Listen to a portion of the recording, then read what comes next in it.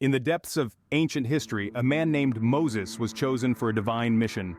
This extraordinary story unfolds in the heartland of Egypt, where the Israelites were enslaved under the Pharaoh's rule. Amidst this oppression emerged Moses, a man of faith and courage, destined to lead his people to freedom. The journey of Moses is one of struggle and revelation. Raised in the Pharaoh's palace, he was an unlikely savior. Yet it was through a burning bush that God spoke to him, entrusting Moses with the task of liberating the Israelites. This divine encounter set the course for a series of events that would forever change the course of history.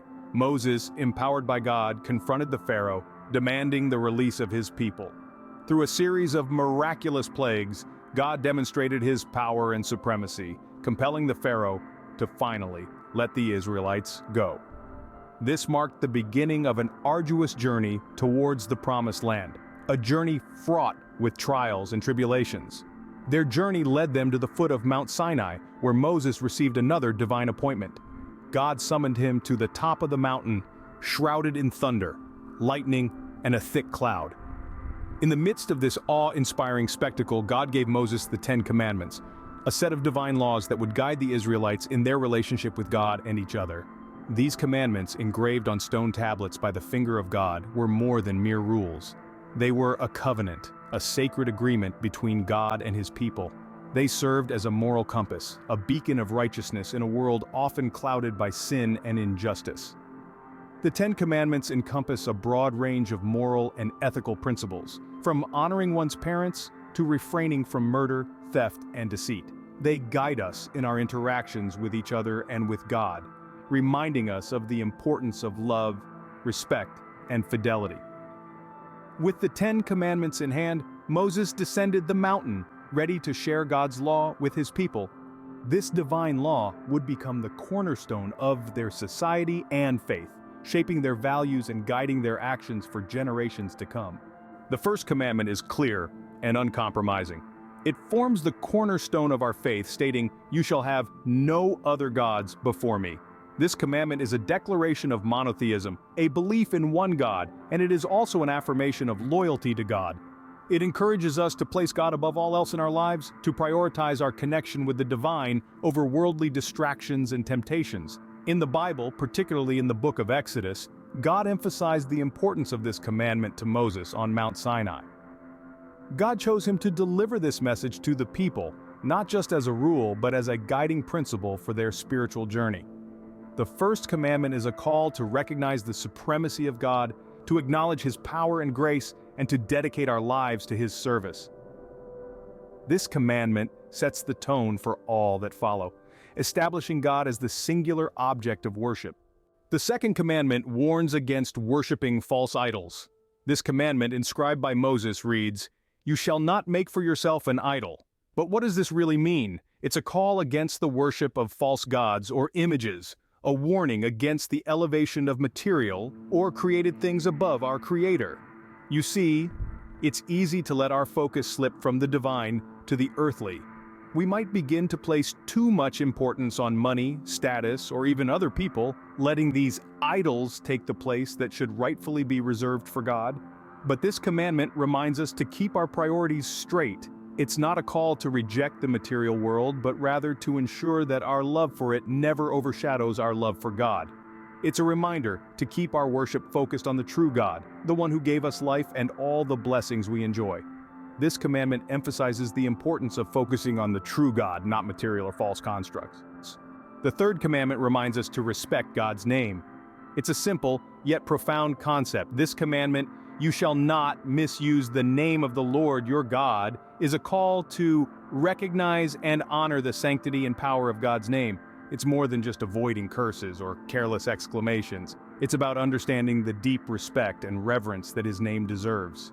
God's name is not just a label, but a representation of his character, his promises, and his love for us. It's a symbol of the divine relationship between Creator and creation. When we misuse it, we diminish its value and the respect it warrants. It's also a reminder of our responsibility to uphold the dignity of God's name in our words and actions. After all, as believers, we carry his name with us. This commandment emphasizes the sacredness of God's name and the respect it deserves. Every time we utter it, let's remember its significance and treat it with the reverence it's due. The fourth commandment prescribes a day of rest. This commandment, often quoted as "remember the Sabbath day to keep it holy," is a divine directive to set aside one day each week for rest and worship. The Sabbath, traditionally observed from Friday evening to Saturday evening, is not just about physical rest. It's also about spiritual replenishment, a time to connect with the divine and reflect on our spiritual journey. This commandment serves as a reminder that our lives are not just about work and productivity. It's a call to pause, to step back from our daily tasks and toil, and to focus on our relationship with the divine. It's a time for gratitude, for worship, and for peaceful contemplation. It's a day to remember that we are not just human beings doing, but human beings being. In essence, this commandment encourages balance and rest in our lives, reminding us to take time to reflect and worship. The fifth commandment speaks to the heart of family relationships. It's a simple yet profound directive. Honor your father and your mother. But what does it truly mean to honor our parents? It goes beyond mere obedience or respect. It's about recognizing the sacrifices they've made, appreciating the wisdom they've gathered, and cherishing the love they've shared. Imagine the countless sleepless nights, the worry, the joy, and the tears that are part and parcel of parenthood. Honoring our parents means acknowledging these sacrifices and returning the love and care they've given us. It's about caring for them in their old age, respecting their opinions, and valuing their advice. This commandment isn't just about duty, it's about gratitude. It's a reminder that the family is the bedrock of society, the foundation upon which we build our lives. This commandment underscores the importance of family and the respect owed to those who raise us. The sixth commandment asserts the sanctity of life. It is a powerful, clear decree: you shall not murder. But it's important to understand that this isn't just about the act of killing, it's about respecting life in all its forms. This commandment goes beyond the simple prohibition of taking another person's life. It extends to the very essence of our actions, our thoughts, and even our words. It's about honoring the divine spark within each of us, recognizing the inherent worth of every individual. When we harbor hatred, when we allow anger to fester, when we neglect compassion, we are, in a way, violating this commandment. We are called not just to refrain from causing harm, but to actively promote peace, understanding, and respect. So the sixth commandment, "you shall not murder," is not just a rule against violence. It's a call to uphold the value of life, to respect and cherish it in all its manifestations. This commandment reminds us of the profound value of human life. The seventh commandment speaks to the sanctity of marriage. This commandment, "you shall not commit adultery," is a powerful testament to the importance of respect and fidelity within the bonds of matrimony. It's not merely about physical loyalty, but also emotional and spiritual fidelity. The commandment serves as a reminder that marriage is a sacred bond, a covenant between two individuals and God. It's a bond that should be nurtured with love, respect, and trust. Breaking this commandment not only signifies a betrayal of your spouse, but also a betrayal of God's trust. The seventh commandment is not just a rule, but a guideline for building strong, healthy, and long-lasting relationships. It's a commitment to uphold the integrity of the marital bond and to nurture it with love and respect. It's about creating a foundation of trust and fidelity that can weather any storm. This commandment highlights the importance of loyalty and trust within a marriage. The eighth commandment addresses the rights of others. This commandment, "you shall not steal," is straightforward but deeply meaningful. It instructs us to respect what belongs to others, to acknowledge their rights over their property, and to refrain from taking what is not rightfully ours. This commandment goes beyond the act of stealing physical items. It extends to intellectual property, time, and opportunities. When we plagiarize someone else's work, waste another person's time, or snatch away opportunities from others, we are in essence stealing. In the book of Leviticus, it is written, "Do not steal, do not lie, do not deceive one another." This verse emphasizes the importance of honesty and integrity, two virtues closely linked with the eighth commandment.